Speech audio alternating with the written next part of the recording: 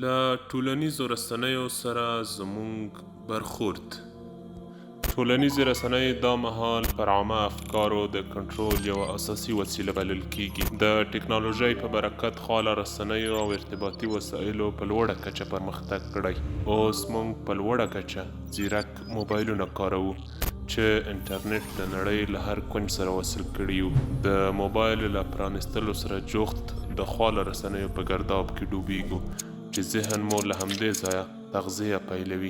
د ټولنیزو رسنیو تر ټولو ناوړه برخه د شهرت موندلو تنده ده چې د ترلاسه کولو لپاره یې بې دریغه او بې ځایه تبلیغات او ناسمو نشراتو خواته میلان کوو. په خواله رسنیو کې محتوایي اغیز ځکه لوړ دی چې هر توری او لفظ په زرګونه مخاطبین لري.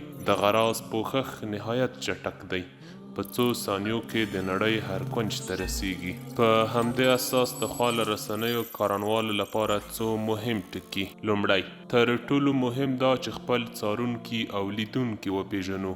څه لیکو، چاته یې لیکو او ولې یې لیکو. دویم، د ځان مطرح کولو لپاره لازمه نه ده چې ناسم خبرونه، جعل شوي حقیقتونه او د سپکاوي الفاظ خپاره کړو. دریم، د کاذب شهرت موندلو تلوسه انسان هڅوي چې لنډ فکر او اقدام وکړي، خو موږ باید حقیقت درک کړو. څلورم، ځینې مواد محرم وي. د ځان په لوړه کچه حسابولو په خاطر ملي مسایل باید زیانمن نه کړو. پنځم، په الفاظو او هیڅ راز نشراتو کې د چا شخصیت وژنه او سپکاوی ونه کړو. شپږم، د خدمت په نیت لازمه نه ده چې موږ د دین، وطن او ارزښتونو دښمنانو ته مهم اطلاعات او معلومات ورکړو. او اووم، د منفي اکاونټونو څارل هغوی ته د ارزښت ورکولو په معنا دي. لازمه نه ده چې ناوړه اکاونټونه په ډیرو څارلو د ارزښت اوج ته ورسوو.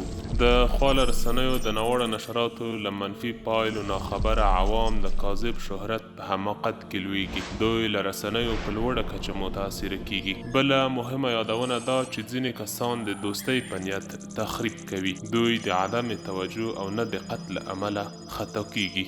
دغه راز د ځان مهموالي او راز ته نږدې کس ښودلو په خاطر ځینې وخت حساسیت پاروونکي او محرم مواد خواله رسنیو ته ورکوي، چې دا چاره په تبلیغاتي ډګر کې د ماتې یو له عمده عواملو حسابیږي. لہذا پر موږ ټولو لازمه ده چې حقیقتونه درک او د ټولنې له ارزښتونو څخه ځان خبر کړو.